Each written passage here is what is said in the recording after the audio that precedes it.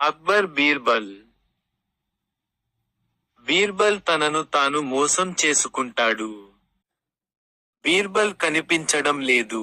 అతనికి మరియు చక్రవర్తికి గొడవ జరిగింది మరియు బీర్బల్ తిరిగి రానని శపథం చేస్తూ రాజభవనం నుండి బయటకు వెళ్ళాడు. ఇప్పుడు అక్బర్ అతన్ని మిస్ అయ్యాడు మరియు అతన్ని తిరిగి కోరుకున్నాడు కానీ అతను ఎక్కడ ఉన్నాడో ఎవరికీ తెలియదు. అప్పుడు చక్రవర్తికి ఒక ఆలోచన వచ్చింది. ఈ క్రింది పరిస్థితిని గమనించి రాజభవనానికి వచ్చే ఏ వ్యక్తికైనా 1000 బంగారు నాణేల బహుమతిని ఆయన ఇచ్చాడు. ఆ వ్యక్తి గొడుగు లేకుండా ఎండలో నడవవలసి వచ్చింది.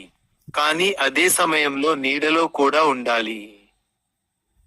అసాధ్యం అని జనం అన్నారు. అప్పుడు ఒక గ్రామస్థుడు తలపై తాడు మంచం మోసుకుంటూ వచ్చి బహుమతిని తీసుకున్నాడు. నేను ఎండలో నడిచాను కానీ అదే సమయంలో నేను మంచం తాళ్ల నీడలో ఉన్నాను అని అతను చెప్పాడు. ఇది ఒక అద్భుతమైన పరిష్కారం.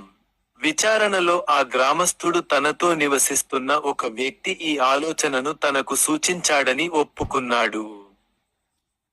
అది బీర్బల్ మాత్రమే కావచ్చు, అన్నాడు చక్రవర్తి ఆనందంగా. ఖచ్చితంగా అది బీర్బల్ మరియు అతను మరియు చక్రవర్తి ఆనందకరమైన పునఃకలయికను గడిపారు.